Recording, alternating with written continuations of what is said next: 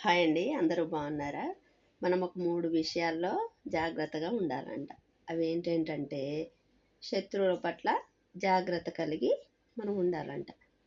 స్నేహితుల పట్ల కృతజ్ఞత కలిగి ఉండాలంట. దేవుని పట్ల నమ్మకం కలిగి ఉండాలంట. అయితే శత్రువులంటే కొన్నిసార్లు మనం శత్రువులు అనుకోకపోయినా కొంతమంది మన శత్రువులుగానే భావిస్తారు. వాళ్ళతో మనకి ఎప్పుడు కూడా ప్రమాదమే. అది మాటతో కానియండి, చేతులతో కానియండి. కాబట్టి శత్రువుల పట్ల జాగ్రత్త. కృతజ్ఞత. నిజమైన స్నేహితులు ఎప్పుడు మనకి మేలు కోరి మాట సహాయమో ఏదో సహాయం చేస్తారు. వాళ్ళు చేసిన సహాయానికి మనం ఎప్పుడు కూడా కృతజ్ఞత కలిగి ఉండాలంట. దేవునిపై ఇది ముఖ్యమైన విషయం అండి. నమ్మకం కలిగి ఉండాలంట.